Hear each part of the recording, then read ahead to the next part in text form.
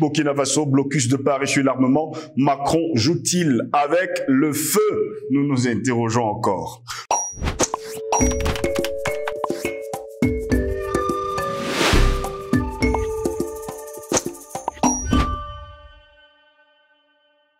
C'est toujours un réel plaisir de vous retrouver sur Panafricaniste TV. Mesdames, Messieurs, bonjour, bienvenue à toutes et à tous à cette édition de Parole panafricaniste. Le Premier ministre burkinabé Apollinaire Kelem de Tambela avait demandé il y a plusieurs mois à la France des armes et des munitions pour les supplétifs de l'armée qui l'aident dans sa lutte contre les djihadistes. Lors d'une rencontre avec Luc Alade, à l'époque ambassadeur de France au Burkina Faso, le Premier ministre burkinabé avait souligné que les efforts des partenaires doivent se focaliser sur les aspirations profondes du peuple burkinabé, un peuple engagé à se défendre pour la liberté contre la barbarie et le terrorisme. C'est en cela que se justifie le lancement de l'opération de recrutement de plus de 50 000 volontaires dans la défense de la patrie. C'était en tout cas les termes utilisés à cette époque, on va le dire, par le Premier ministre burkinabé, les supplétifs de l'armée. La France pourrait aider cette résistance populaire en fournissant des armes et des munitions et en prenant également en compte la prise en charge financière des braves combattants. C'est ce qu'avait déclaré fin novembre dernier, en tout cas, le chef du gouvernement burkinabé. 11 mois plus tard, mesdames, messieurs, la France n'a toujours pas livré les armes au gouvernement burkinabé et fait feu de tout bois pour bloquer l'armement qui avait été dûment payé par les autorités burkinabées. Aux inquiétudes exprimées par Alade quant à l'impossibilité pour les ONG françaises installées au Burkina Faso de se déplacer sur le terrain pour leurs activités, Kelem de Tambela, chef du gouvernement burkinabé, avait répondu « C'est la raison pour laquelle vous devez nous aider à avoir le matériel nécessaire pour venir à bout du terrorisme. Les Burkinabés cherchent une bouée de sauvetage pour leur pays et si cette bouée de sauvetage doit provenir d'un pays autre que la France, pourquoi pas ?» avait-il ajouté.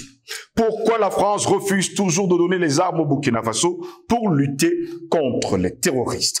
Quand on sait pertinemment que cette France a reçu de l'argent pour fournir les armes.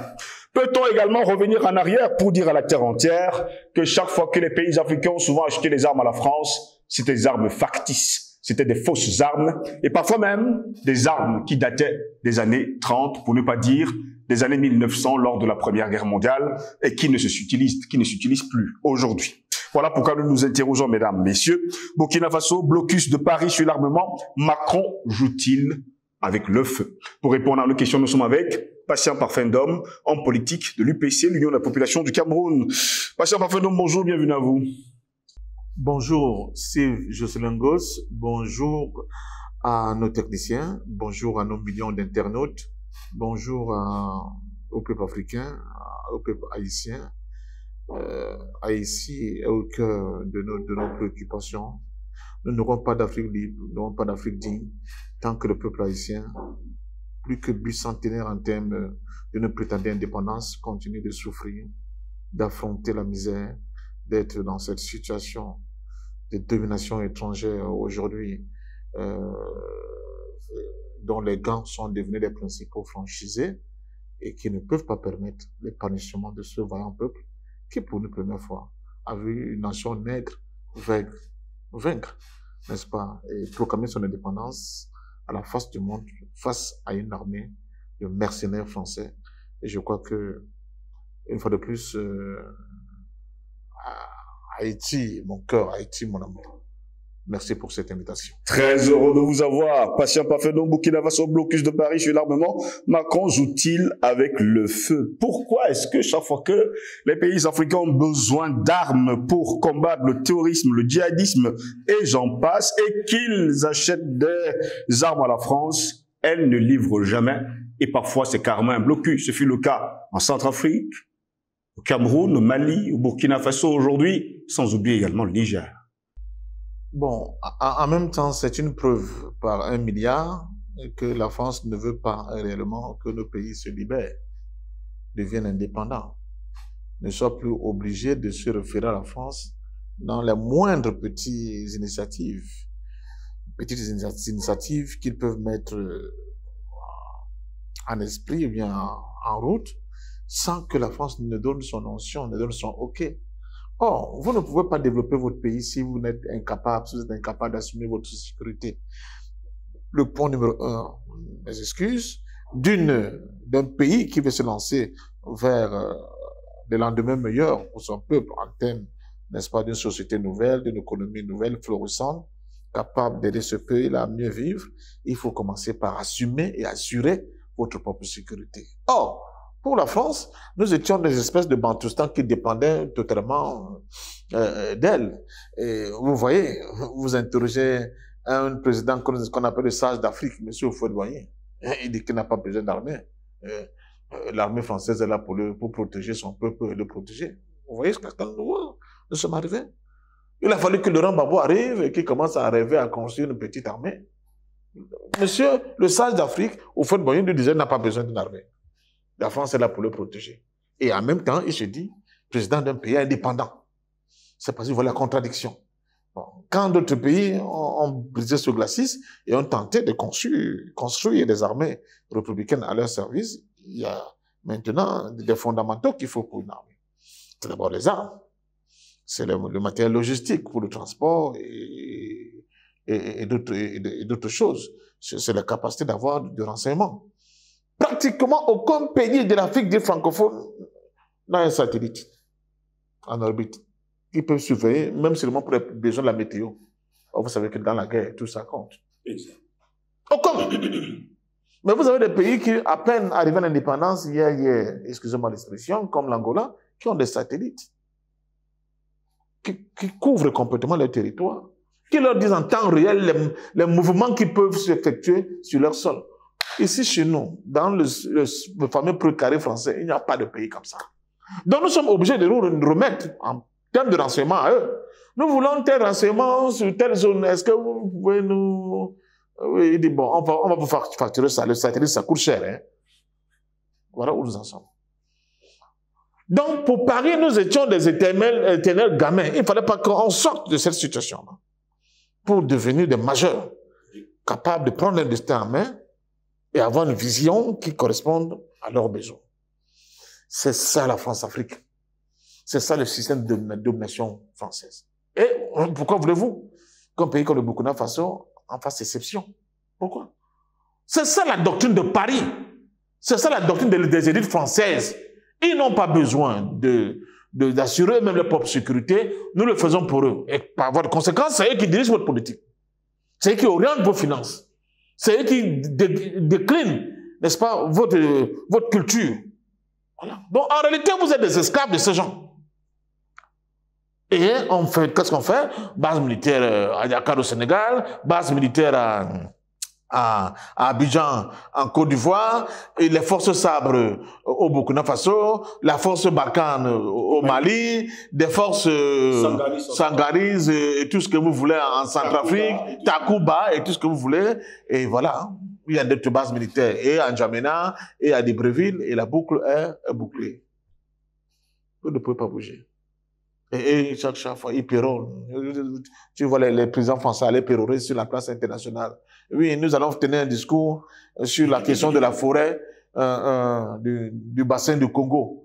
Et je parle aussi au nom des peuples du bassin du Congo et des présidents de cette région, d'ailleurs, qui sont là derrière moi. C'est un président français qui parle. Il parle de nos richesses. Et je ne sais pas si vous comprenez. Et les nôtres sont là comme des Moumou Sakaria. Personne n'ose lever le doigt pour dire que Mouf, tais-toi. Qui es-tu pour parler à mon nom propre? Voilà le type d'indépendance qu'on nous a donné.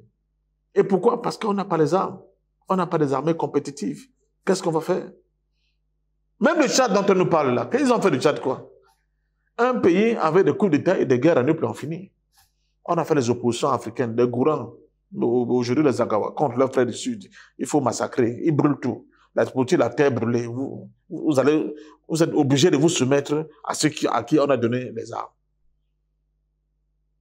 L'Afrique est vraiment mal partie. Pourquoi prendre l'argent des pays africains? Mais, et ne pas livrer les armes. Si je suis un gosse. Si vous faites une émission un jour pour les rapports avec la France, on prend secteur, segment par segment, vous allez voir que c'est la même philosophie. C'est la même politique partout. La même philosophie, la même politique partout. Ceux qui frappent le franc CFA, ils vous donnent les quantités que qu'ils veulent. Vous-même, vous échinez à travailler, vous vendez votre cacao, votre café, votre coton. C'est eux encore, avec le compte d'opération, qui vous disent, bon, ok, cette fois-ci, on va vous donner 30%. On le savait 70, non, 50%. Mais les 50%, tu n'as pas ça à main, hein? C'est dans leur compte, ils ont fait un problème d'écriture. Voilà. Et quand tu as besoin d'une bouteille d'eau, tu as une bouteille d'eau, pourquoi? Si tu bois l'eau des mares, ça va faire quoi? Hein? Et vous voyez donc des gens, quand on nous dit des intellectuels, des grands Africains qui ont fait des cycles d'ingénieurs dans les écoles françaises, quelqu'un qui vient et vous dit que l'eau là que tu bois là, c'est jeune, mais c'est une eau potable. Tu dis que, mais au CM2, on nous avait les caractéristiques d'une eau potable. Est-ce qu'une eau jaunâtre est une eau potable? Il dit que oui, c'est une eau potable. Il vient à la télévision nationale vous dire ça. Boss. Voilà où nous sommes arrivés. Voilà où nous sommes arrivés. On dit non, on va faire des grandes plantations, on se lance par exemple dans la culture de la canne à sucre pour fabriquer, pour être dans l'industrie sucrière. On crée ce sucre comme en Banjok. On donne des milliers d'hectares de terrain à ces gens. Ça ne se limite pas là. On crée encore notre propre pour qu'on n'ait pas de problème, n'est-ce pas, d'exclusivité de la production de sucre. On crée Kamsuko en Cotin. Quelques temps après, on ne sait pas par quel tour de bateau, quelle entourloupe, on dit que Kamsuko, d'un côté, a des problèmes. Donc, ce sucre rachète Kamsuko avec des milliers d'hectares de terrain. Ils produisent, n'est-ce pas, du sucre. Et un beau matin, on vous dit que le sucre en carreau, qu'on vendait dans des petits cartons, là, vous vous souvenez, qui coûtait 300, 200 francs, aujourd'hui, il coûte 1100 francs. On vous dit que oui, on fait même beaucoup d'efforts pour le vendre à ce prix-là. Et vous apprenez que ces gens-là, qui étaient le groupe Somdia, qui avaient des plantations au Tchad, au Congo, à la République centrafricaine, au Gabon et dans d'autres pays, ont décidé de vendre l'actif qui leur a été donné un job par ces pays-là à un privé qu'on appelle Castel, qui a racheté les brasseries, vous savez, le groupe Castel. Et voilà, les purges des travailleurs commencent. Le jour où ça ne leur plaît pas, allez dehors, vous ne verrez rien. Et vous allez constater, c'est tous les gens qui ont travaillé entre 15, 18, 20 ans, qui sont dans la cinquantaine, dont on refuse de leur donner le solde de tout compte au départ en retraite, c'est eux qu'on envoie dehors, qu'on compresse, bien vite. Parce que quand il parle de licenciement, vous ne voyez pas la faute que les gars, il n'y a aucune faute. On dit compression. On dit que c'est un licenciement économique, alors que la société fait des bénéfices. Ils ont tenté de le faire au Tchad, de l'info. Ce groupe-là. Début leur a dit, mais vous ne pouvez pas vous amuser comme ça. Le Marshall, hein? Il dit que non, non, non, non. Par ancienneté, ça va être 1 million par employé. Ils disent, on ne peut pas, il n'y a pas de problème, moi je paye. Mais vous êtes endetté vis-à-vis de moi. On est d'accord? C'est comme ça qu'au Tchad, ça a été réglé. Allez voir ce qui se passe au Cameroun. Allez voir. Non content d'avoir des milliers d'hectares de terrain, genre, d'avoir on appelle ça des conditions très très concurrentielles, parce qu'ils ont l'exclusivité même la production des trucs. Ces gens-là dans les mafias, ça a été longtemps décrié. On nous a jamais démontré le contraire. Ils vont acheter le sucre en contrebande. Ils viennent inonder le marché local. Ils perdent absolument rien. Ils font jouer sur la baisse de production. Et, sur un coup de tête, ils font recruter vos DRH que vous connaissez. Je ne sais pas à quoi servent nos écoles pour former même les directeurs en ressources humaines. Et ils ont un seul truc de performance pour montrer qu'ils travaillent bien. C'est de licencier ses propres frères. Quand vous parlez d'Ando Colonna, ne voyez pas seulement les politiques. C'est partout. Voilà la France. Ça, c'est sa politique. La même chose au niveau des armements. Tu achètes toi-même tes armes à la France. Au moment de te les livrer, il dit que non. Il va à l'ONU, comme c'est lui qui a le porte-plume pour toi. Il rédige un communiqué pour dire que non, il faut qu'on fasse un embargo sur les armes pour ne pas envenimer davantage la situation. Voilà. Mais il a perçu ton argent. Il ne te le remet pas pour que tu ne puisses pas t'approvisionner ailleurs. Et quand tu tentes d'aller chez quelqu'un d'autre pour acheter, les problèmes commencent. Voilà où nous en sommes. Nous sommes dans une relation de dupe entre cette France-là et nous. Sur tous les plans, ces gens-là se considèrent comme des gangsters ici chez nous, sur notre continent. Et en complicité avec certains de nos dirigeants. C'est ça qui fait le plus mal. C'est là où le bas blesse. Et il faut le dire. Apparemment, certains groupes économiques français, quand vous touchez à leurs intérêts comme ça, ils montent des escouades de brigands pour vous assassiner. Nous, on sommes morts depuis. Comme disent les Ivoiriens, Cabri-Mort n'a pas peur de couteau. Montez les gens pour nous tuer, il n'y a pas un problème.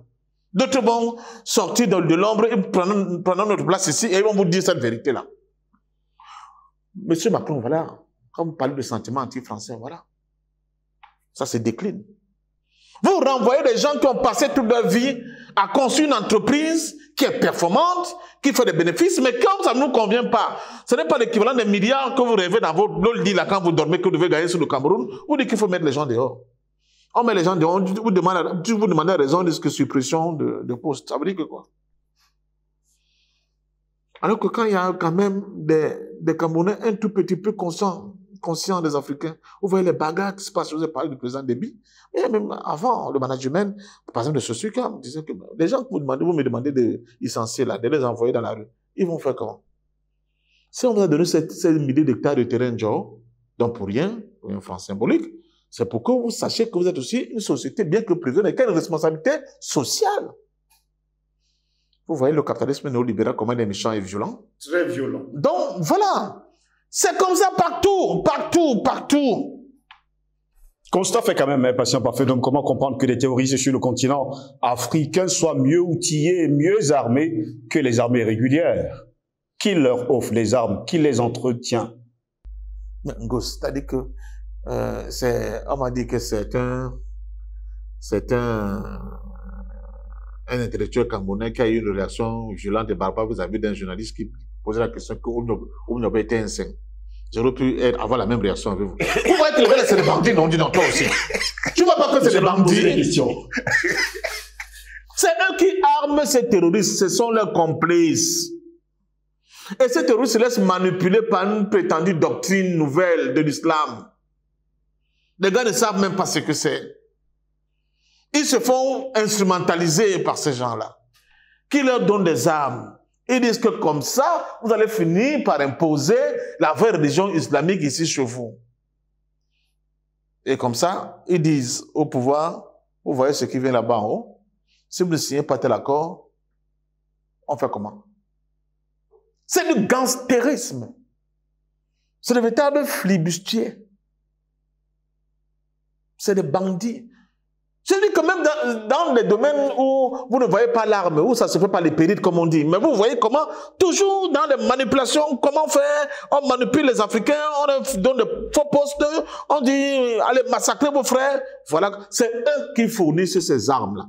Les gens vont me dire, qu'est-ce que les Africains fabriquent des armes? Je dis que oui, c'est un pays africain qui fabrique des armes. Mais, regardez les numéros et la qualité des armes qui leur sont fournies, elles sont fabriquées soit par les Français, par les Américains. Ce n'est pas les armes qui sont fabriquées au Nigeria, ou bien en Afrique du Sud, ou bien en Égypte. Non, ce sont les propres armes.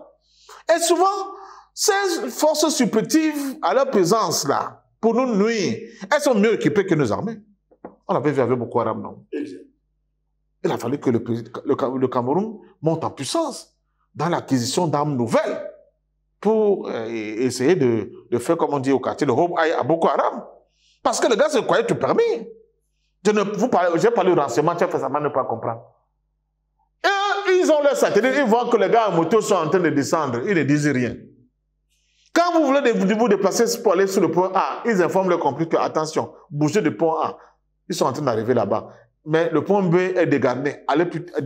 Allez plutôt attaquer là-bas, c'est comme ça que ça se passe. Vous ne pas être sorcier. Je ne voyage pas dans les bords de sardines, mais je vous dis que c'est comme ça que ça se passe. Et ils le savent, ces gens. C'est pour ça qu'ils ont mal. Depuis qu'un nouvel acteur est arrivé sur la scène. Je vais justement vous poser la question. Pourquoi pleurer donc quand les pays africains se tournent vers la Russie? Un jour, je suis à l'aéroport de Libreville. Je suis avec une grande dame, je donne son nom, Arrête Ekoué. On allait poursuivre notre voyage, je crois, en Afrique du Sud. Et à l'époque, Kamer, pas Kameko, son ancêtre, Kamer nous faisait des misères. Donc, on faisait tout le matin, vous sortez de l'hôtel, aller à l'aéroport pour un vol hypothétique de Kamer qui ne venait pas après le soir, vous rentrez à l'hôtel. C'était quand même amusant, mais très, très stressant. Et je dis à Henriette, quoi, je dis, mais ma mère, mais c'est quoi tout ça? Je vois les petits blancs là, 2 ou 3, ils descendent dans les petits avions qui atterrissent avec les mallettes. Mais ils viennent faire quelle affaire ici au Gabon? Elle s'est retournée, elle m'a regardé, elle m'a dit, tais-toi, espèce de petit idiot. Tu ne vois pas qu'il y a à manger ici. Il y a à manger ici. Il y a le pétrole. Il y a l'uranium.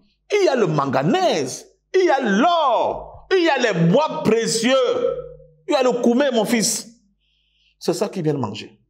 C'est pour ça que le balai des gens que tu viens descendre et me remonter, c'est les gens qui viennent négocier. Ils sont les négociants. Ils viennent négocier pour leur film là-bas. On va prendre ceci, on va prendre cela, on va acheter ceci. C'est tout. Entre-temps, le peuple gabonais croupit dans la misère. Il y a la soupe populaire encore, à l'époque. La soupe populaire au Gabon.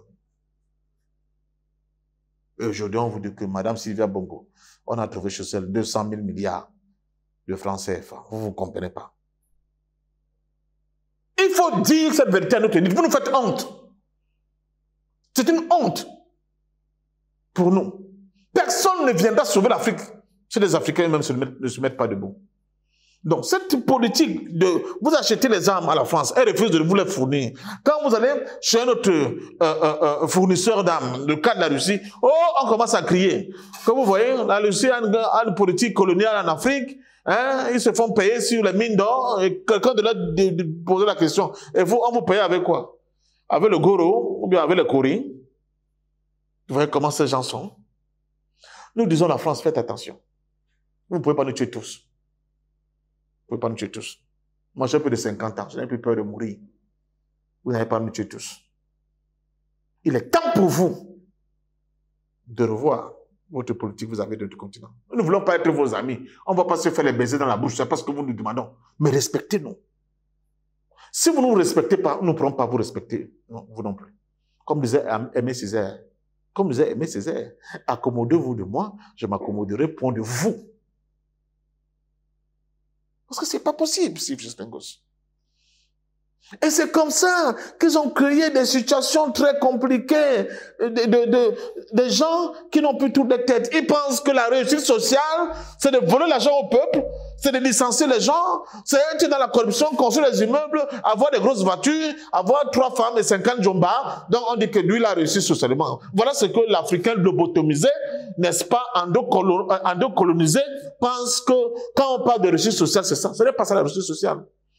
Il n'y a pas de bonheur à être heureux tout seul. Il faut que les Africains le comprennent. On ne peut pas voir les Burkinabés, les Maliens, les Nigériens, les Centrafricains. C'est le premier pays qui a sonné la révolte dans cette ère nouvelle, en dehors du cas du président Barbeau, bon, qui est l'icône des icônes. Mais c'est le président Faustin Hakasse-Touadéra, ne l'oublions pas. J'ai vu la misère.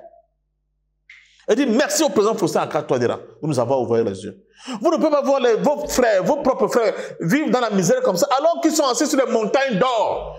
Et vous faire semblant que non, madame irait accoucher à Paris. On m'a même donné le visa pour Paris, c'était même dimanche.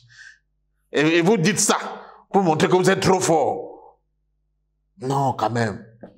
Je crois qu'il est grand temps pour que nos frères, nos sœurs, nos filles se réveillent. De toute façon, on ne va pas vous attendre. C'est elle qui est dans l'armée, on ne pourra pas vous attendre éternellement. Où vous allez vous ranger.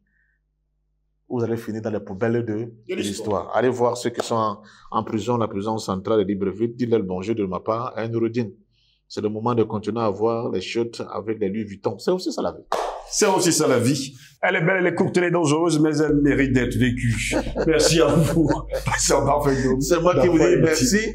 Et il faut peut-être mettre un peu de légèreté dans les choses graves. Parce que c'est seulement comme ça que j'ai l'impression que même les cerveaux les plus fermés vont enfin comprendre, n'est-ce pas, nos pleurs, ce que les détresses que nous lançons, je sais pas tout, mais surtout, ce tocsin que nous sonnons pour le réveil de notre continent et de l'homme noir en général.